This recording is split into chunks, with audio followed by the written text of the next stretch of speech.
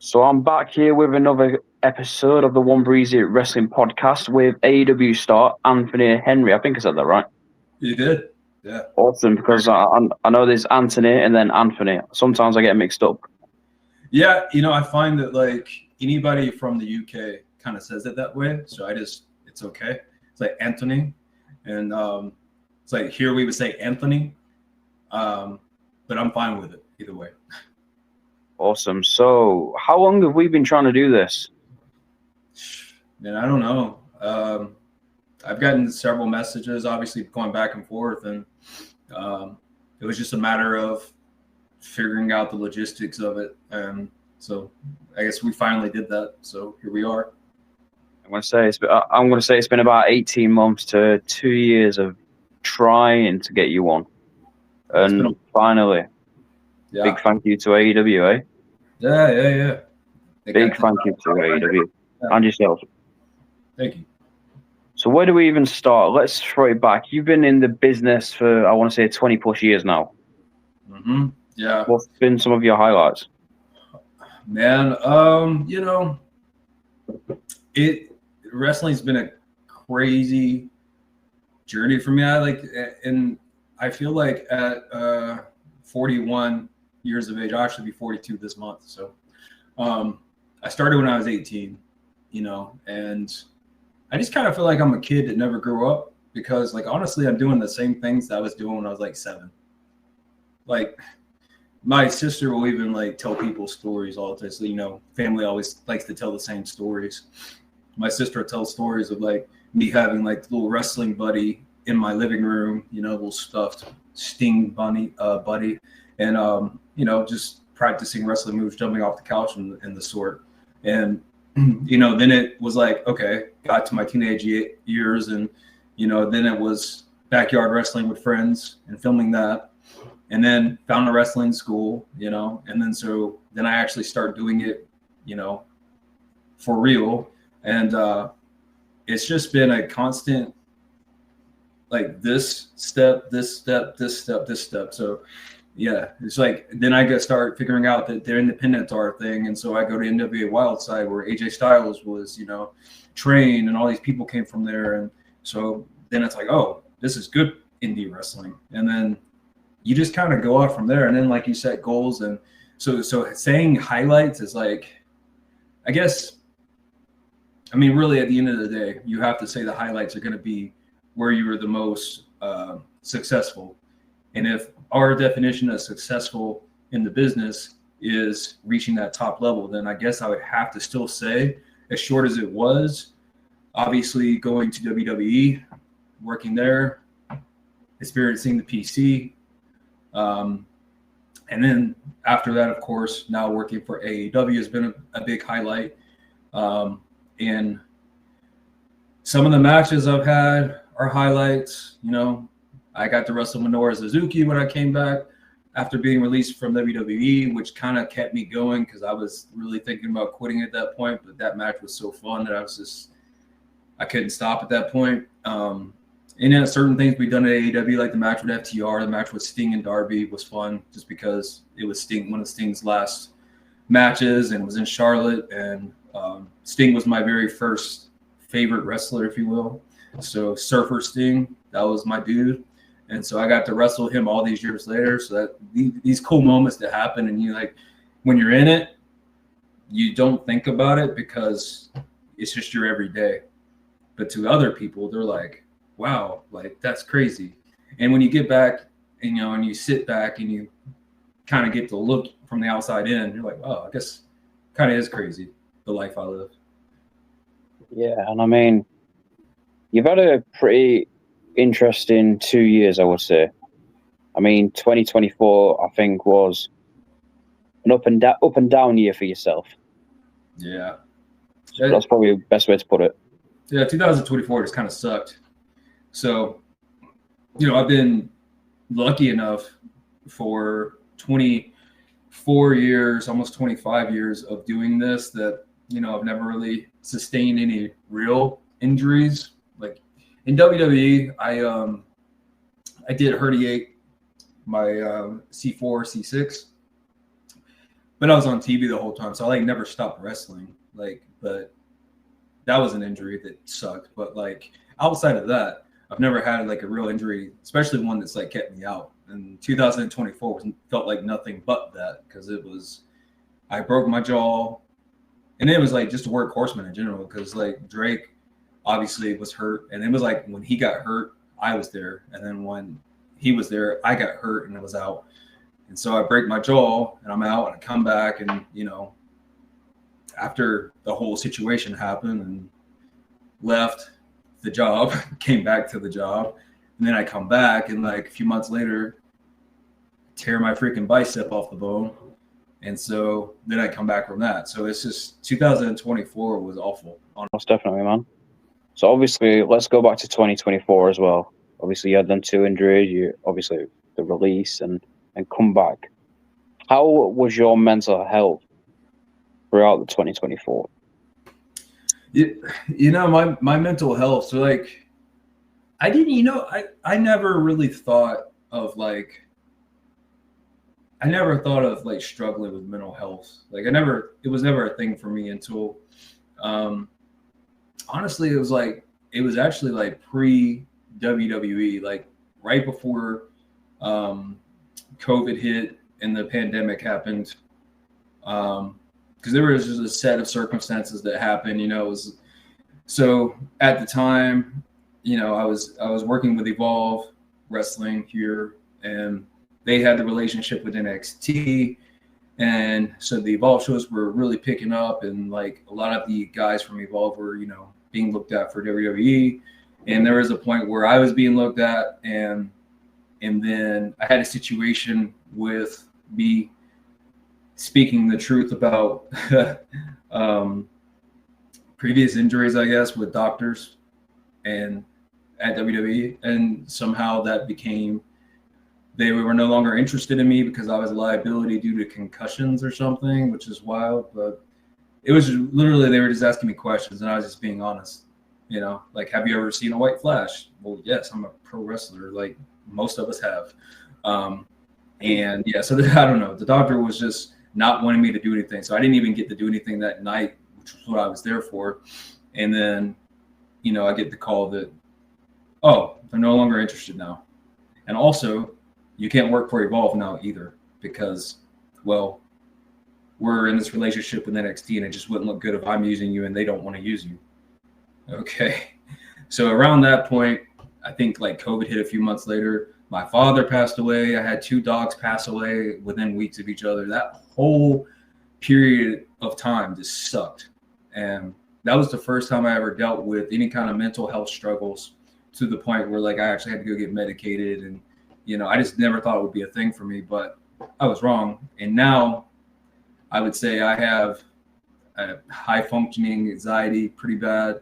I am on depression meds, like just as a precaution. Like I haven't had any issues in a long time, but I would say like 2024 was like, it definitely wasn't as bad as that period of time, but I mean, it did suck. And there were definitely times where I had little relapses, but I made it through it a lot better than I did previously. Awesome, man. Thank you for sharing that. I mean, yeah. All seriousness, thank you for sharing that. That's no problem. Yeah. I mean, it's a real deal, man. I mean, it's life. We all go through our own struggles, and it's how we come out on the end. Exactly. And obviously now you've just recently faced Eddie Kingston on obviously Hook as well, with the Work Horseman, your partner JD Drake.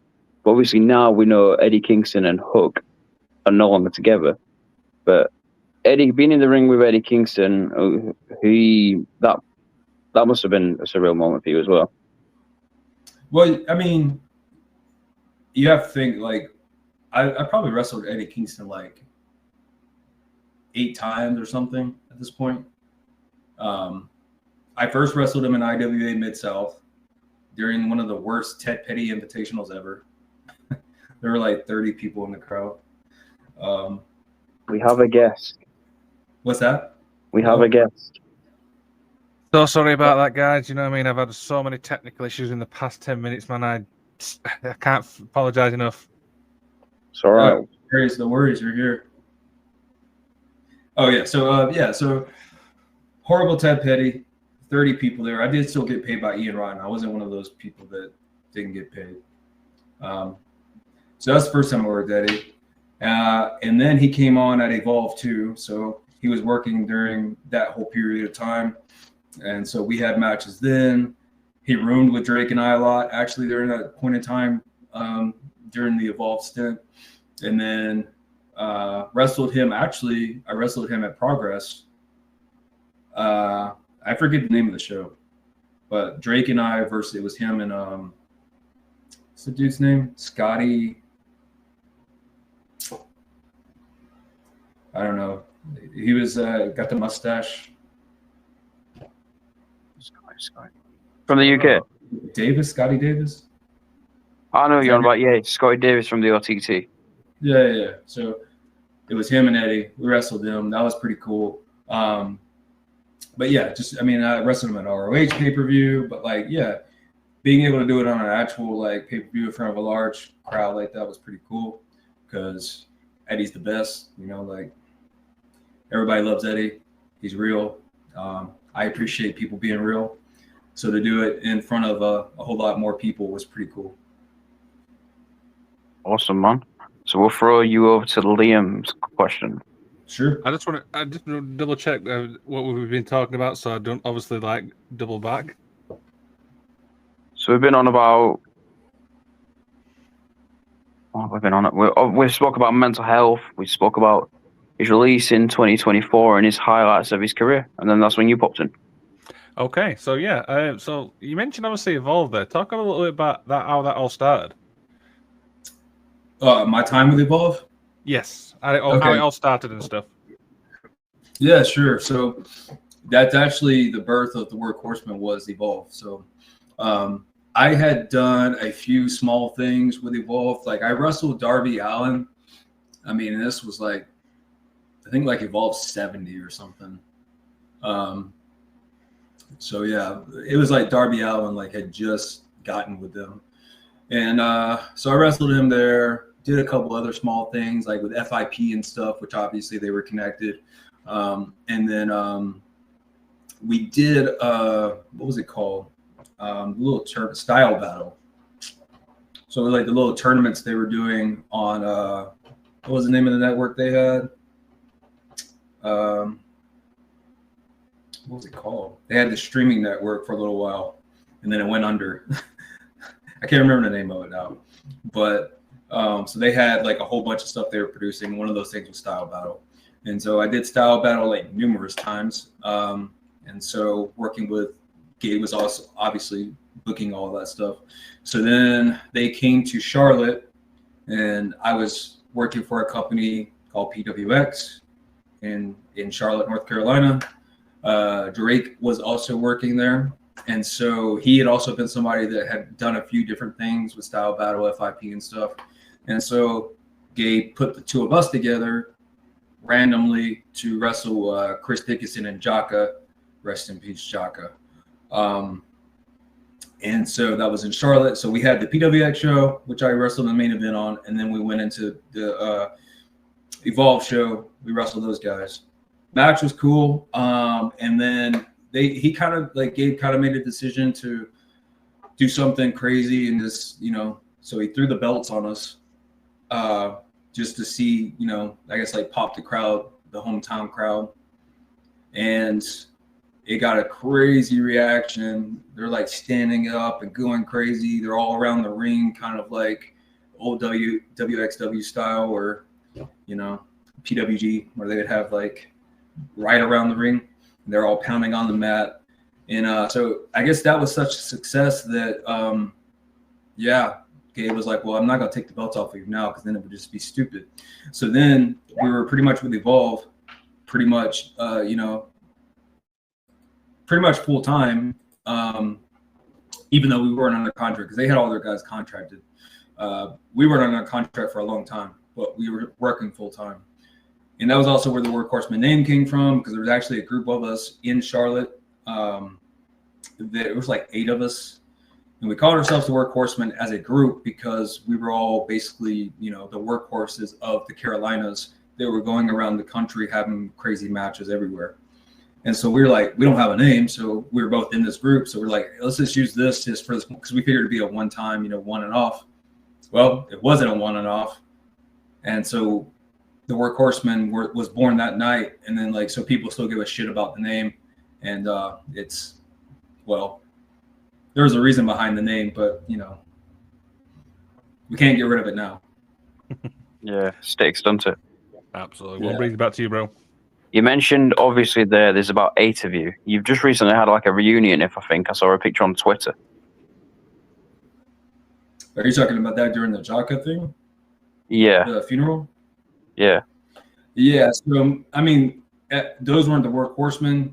Drake was there obviously, but it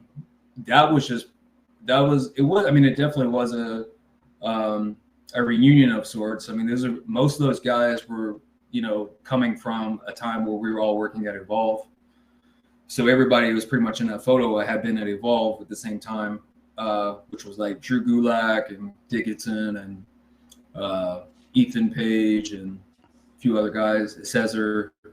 That was all of us getting together, taking a picture because we hadn't seen each other a long time, and we all kind of came together for, Jaka's funeral.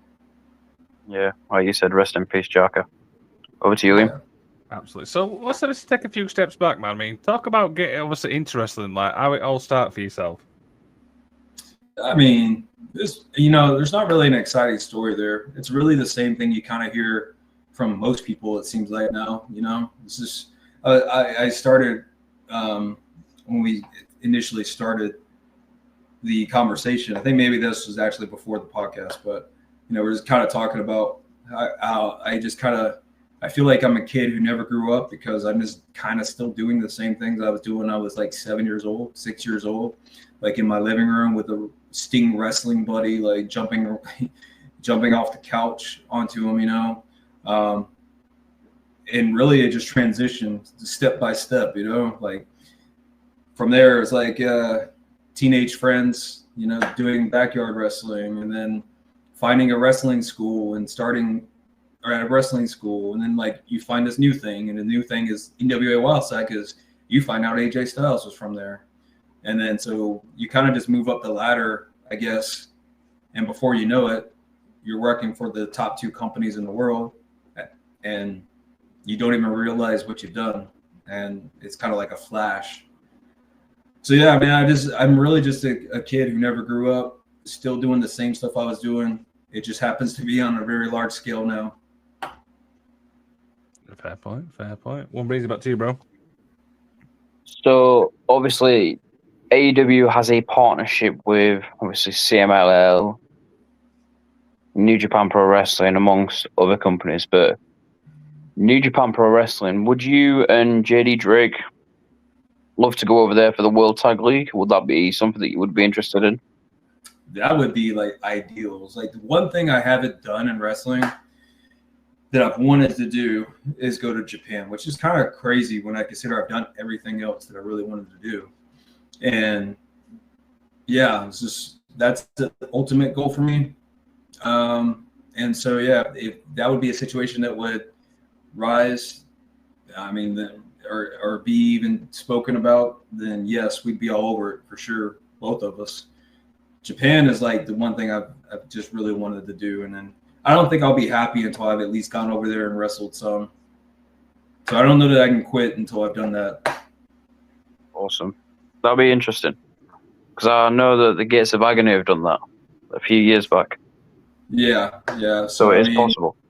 It is possible. And trust me, we're the first ones to drop the hints, to office that we want to do it. So, we'll see. I'll keep my fingers crossed. Definitely, man. See you next year. Yeah. Liam, over to you. Absolutely. So we spoke obviously about WWE, we spoke a little bit about AEW, but we've not talked a little bit about NWA. How did that obviously begin for you?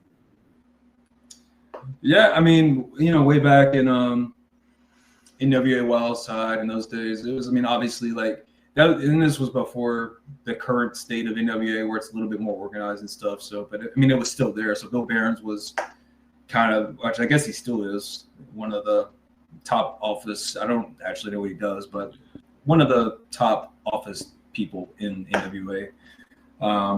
So yeah, NWA Wildside was like the place to wrestle in Georgia, which is where I'm technically from. I'm known as a lot of people know me as a North Carolina person just because I wrestled there a lot, but I'm from Georgia. So yeah, Cornelia, Georgia, a small little church. They called it the Church of Wrestling. It's in the middle of nowhere, but yet so many people have come from there or made their way through there. Not just AJ Styles. You got people like, Jimmy Rave, the Hardy Boys have wrestled there. At one point, it was a WCW developmental kind of deal they had going on. So guys like Elix Skipper and David Young, countless people, Shannon Moore, Hurricane, all those people have made it through NWA Wildside at some point or another. Absolutely. One brings back to you, bro.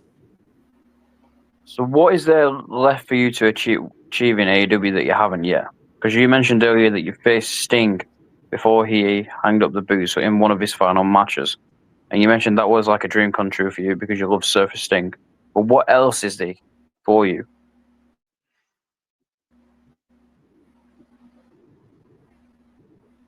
Well, if I'm being honest, I don't think that we've even come close to showing anybody what we've done or what we can do, rather.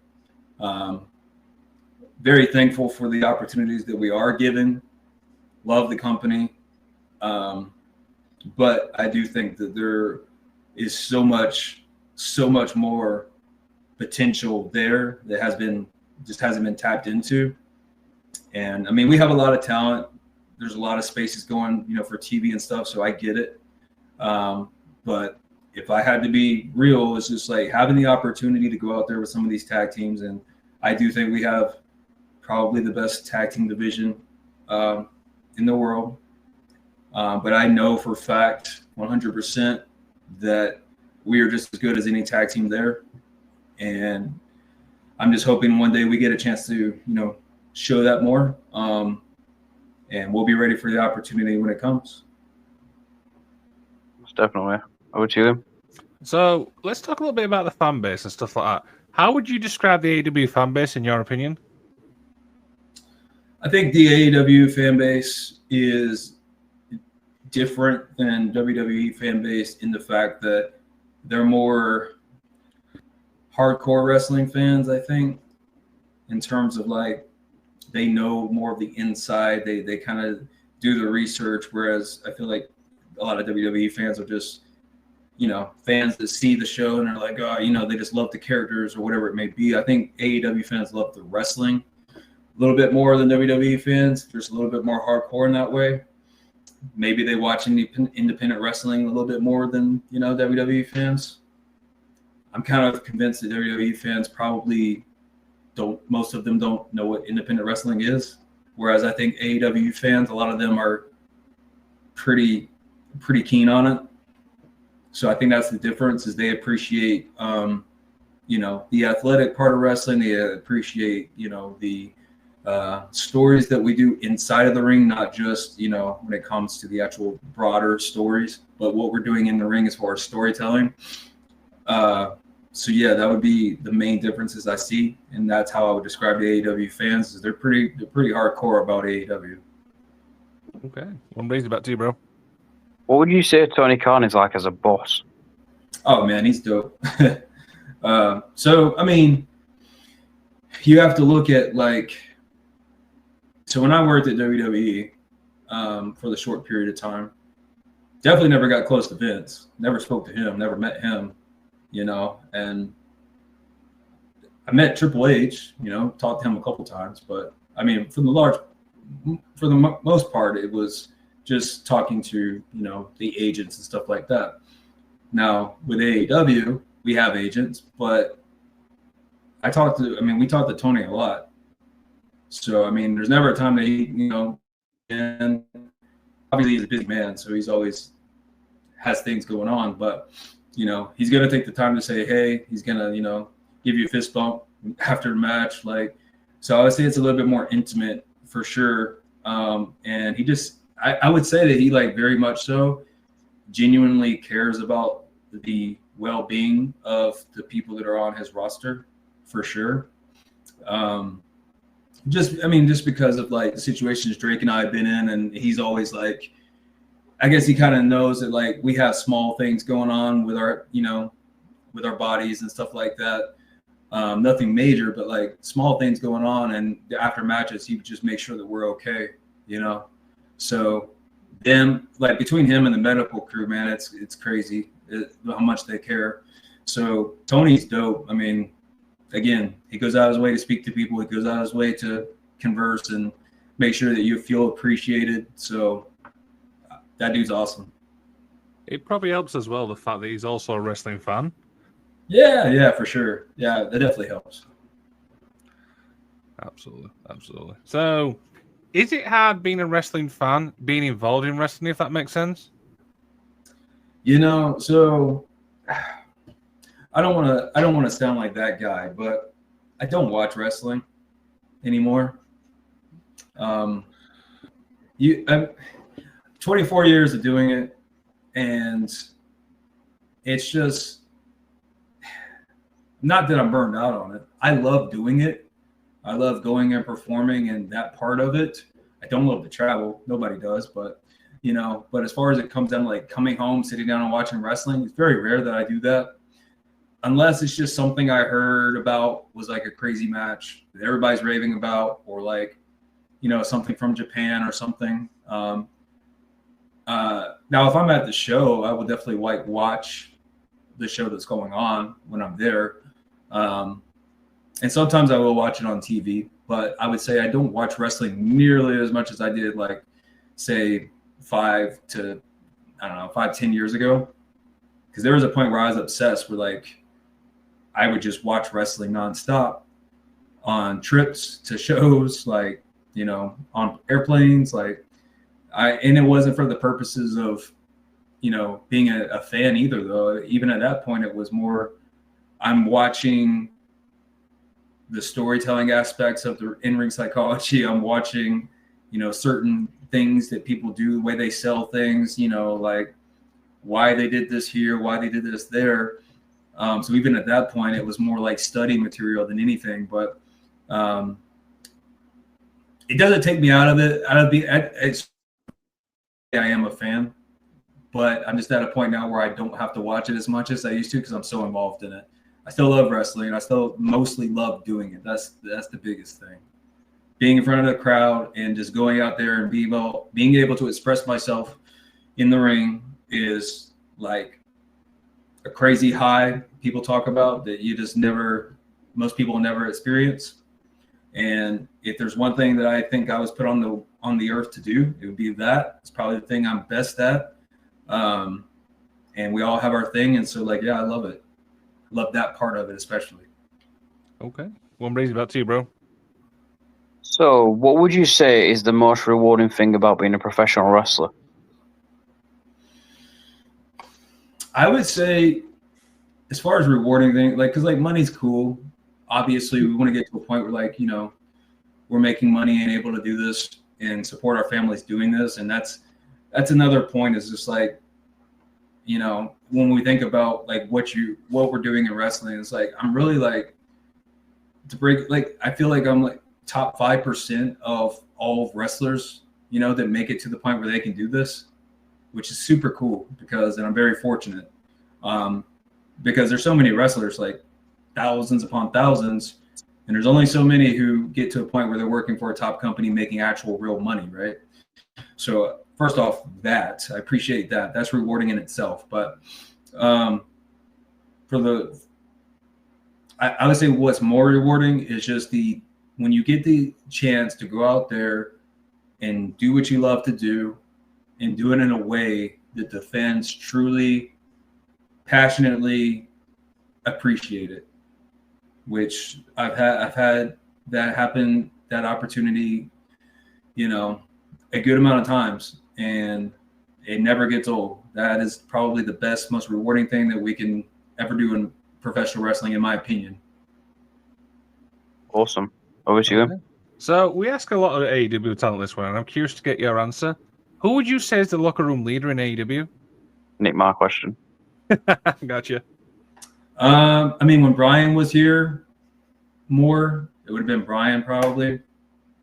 If I had to say a person now, I would say Mox. Yeah, mostly Mox. Orange Cassidy has a big role there. You know, he helps out a lot of people. He's very helpful in the back. Like, he helps out a lot. So those would be the two main guys right off the top of my head. Yeah. Mox being the main one. Like, he's definitely the man. It's weird, though, that everyone says Orange Cassidy. You know what I mean? I think everyone said it, I'm sure, and the one reason. Oh, really? Yeah, everyone cool. said that. I mean, you gotta, like, he's been very successful, you know, like doing this gimmick, and he's so good at it, and he's so. I'd be the first one to admit, like, I'm not the biggest fan of like over the top gimmicks and like comedy stuff, but I think he was able to transcend that. You know, like, just the way he does it, he's able to do it in a way that just, like, you believe in it, you know? And that takes a lot of talent to be able to do that. And he's just a stand-up guy, too. So in the back, he's just always trying to advocate for people and help people out. So I think those qualities make him the perfect locker room leader. Okay. One reason about you, bro. Who would you say, because we are coming up to the end of 2025, who would you say, male and female, are want to watch for 2026 from AEW? That's a hard one, you know, like Will Ospreay's out. Like, obviously he's always won, but he's out. I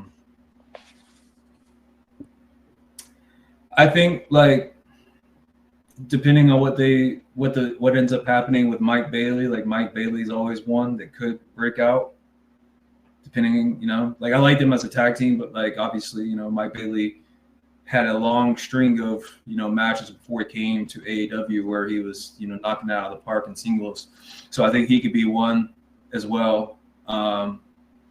There's so many talented people at AEW. Like, honestly, it could be anybody, in my opinion. Like, there's so many people that could be doing more. It's all a matter of, like, having the opportunities and having the time to do it, right? So, I mean, with our TV products, like, having so much going on and so many people on the roster, but we have so many talented people. You know, FTR is always a tag team to watch. Like, they're the greatest. Off the top of my head, like, those are the ones that I think about. Like, I think Commander has a lot. Oh, well, there's Kyle Fletcher, which obviously he's already kind of doing his thing. But I think 2026 will probably be a way bigger year for him than it was this year, I feel like.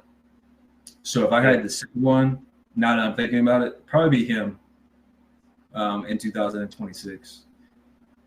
Yeah. And as far as females go, I think Athena's the best, bar none. Like, no, I don't think anybody's, like, reaching her, honestly. Like, to me, she's the top performer there. Yeah. Someone said Tekla. There's always, again, like, there's so many talented people. Like, you never know who's going to break out at any moment. Somebody could have a match that just happens to catch fire, and then before you know it, bam, you know. I'd love to say Drake and I, you know, and you never know, but we'll see. Definitely. Over to you. So, throughout, obviously, all your career, as you mentioned, 24 years and stuff like that, what's the best piece of advice you got given? I think, what's funny is that the advice that is given so often that people usually, the new kids will, like, kind of squawk at and kind of raise their eyebrow at is, be careful with what you do now. Be smart, you know, like, don't work harder, work smarter. basically do less. Less is more. Like, so there's a point where like less is just less, right? You're just being lazy. But I think Timothy Thatcher said this. It's like, but you can get more out of less, and if you can do that, if you can get more out of the less you do, that's the goal. So it's not doing less just for the sake of doing less, but it's making the least amount that you do more important, mean more. And because so many people that I talk to that, you know, have been doing this for a while, you know, and a lot of us come up together, we see each other at these shows, and like we go through our various stages, and like as we get in later, it's always the same thing, man. My body hurts, you know, I don't do that anymore because of this. But it's very true. It's like wrestling is not the most body-friendly thing to do. So I think you have to be careful with doing too much too early and saving those bombs and saving those big moments for when they actually matter. Because, man, you don't want to be like 30 years old and already limping and like walking around and you haven't made it yet, right? So I think that would be the biggest thing. Less is more, but actually know what that means though. By less is more. Don't just do less. I think that's funny you mentioned that, because I speak to obviously a lot of UK talent, and that's the one thing their trainers teach them. Do you know, is less is more. So it's kind of unique that you said that. Yeah, I mean, it's very true. It's like, you know, just the things you can get out of. Like, so we all go through our phases. I've gone through my phases where I've done more and like whatever, but then you like slowly realize like what works for you, right? And what worked for me and Drake was doing less. You know, we're just kind of like bullies that, you know, kind of are rough and tough, and like that's kind of become our thing. And it's quite easy to do in terms of like, you know, our bodies. Like, it's nothing that we do that's crazy. It's all with our face and our aggression and our movement. So I mean, it saves our bodies. So, and trust me, Drake needs it because he's walking around like an old man too. So I think it's very true. But I just think, again, most young wrestlers coming up, they just kind of, you know, I'm going to do whatever I do. Okay, do that then. We'll see how that works out for you. One brings it back to you, bro. So you being in the business 24 years, did you ever think you'd be on the same roster as Adam Copeland and Christian Cage? Bro, no. Like, again,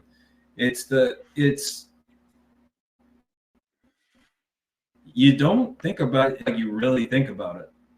Because, like, I don't have time to consider the fact that, like, I'm around the people that I'm around when, you know, 16-year-old me would be, like, going crazy. You know, I've had the opportunity to meet Shawn Michaels and talk to Shawn Michaels, you know, which is probably my all-time favorite wrestler. You know, I've met and wrestled Sting. Like, you know, the things that I've been able to do in my life are really crazy, especially coming from that perspective. But again, when you're in it, you don't realize it because you're on flights, and it becomes your norm because you're doing it every day. And so, you know, from the outside looking in, it's like, oh, this is crazy. But when you're in it, you just don't. It feels like you just don't have time to realize where you're at and what you're doing. So, but yeah, taking the steps back, it's pretty wild. And to answer your question again, absolutely not. Never thought I'd. And if you would ask me 10 years ago, I would have never thought I'd even be here where I'm at. I never thought I would have been making money doing pro wrestling. You know, to me, it was just something I really wanted to do. And then all these years later, here I am, and I'm making a living off of it. So none of this is something that I thought would ever happen. Crazy, isn't it? What was you? Absolutely. So obviously we're near the end of 2025. What's the goal for you now, man, for 2026? To be healthy. That'd be cool. You know, so we just had, obviously 2024 was a bit rough on us. 2025 wasn't that much better. It kind of flew by, just with everything going on between Drake and I and injuries and stuff.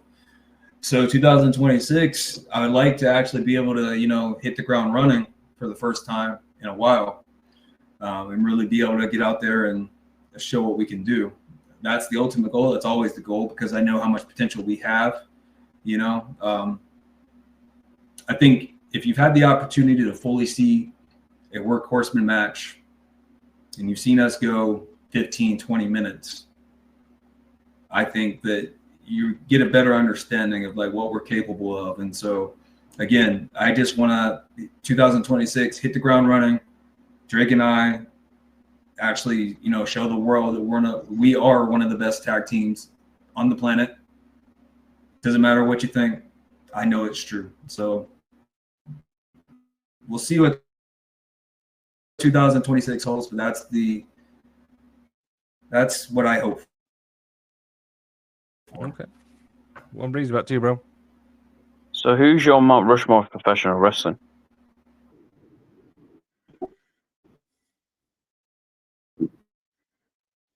Oh man. Probably for sure Sean. I think I'd have to put Brett there. Bryan Danielson. And maybe Eddie Guerrero. Okay. I like that one. What was you? So as we begin to wind down, man, is there anything else you'd like to plug? Nah, man. Just a pleasure being on here, being able to talk about wrestling stuff. I haven't done this in a while, so you know, able to kind of reflect and tell some stories and stuff. So it's been a fun little talk we've had. Yeah, just again, hopefully 2026, Drake and I will be healthy, and we'll come back in ROH and AEW and hit the ground running, and you know, just keep doing what we do, and that's entertain fans and show the world that we're one of the best tag teams in the world. Absolutely. Won't raise any further questions, mate. So I always like to finish it off with an inspirational message, because like we spoke earlier, it's always nice to be positive in this world. What would your inspirational message be? I think that more people should be confident in being able to achieve what they want to achieve. I think you'd be really surprised at what you can do if you set your mind to it and actually make things a priority. I'm somebody who came from nothing. I'm somebody who grew up poor and had this crazy wrestling dream. And if I, coming up from where I came from, was able to take this dream and, you know, continue on 20 plus years and finally make it in the end and be able to do something that most people wish that they could do. If I can do that, then like anybody out there, whatever the dream may be, I think it's very, very possible that you can do it. You just got to set your mind to it. Don't be scared to fail. I've failed many, many, many times, got up each time, came back better, and here we are.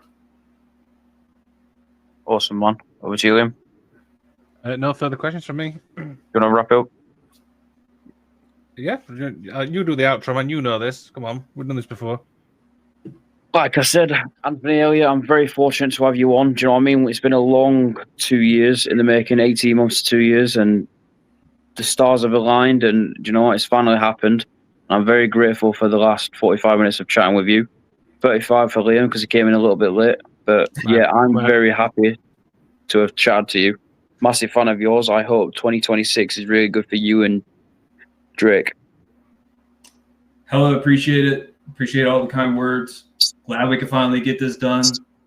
And who knows, maybe we'll do another one sometime down the road. Absolutely. Appreciate that, man. Let's have you back on anytime, man. Yeah.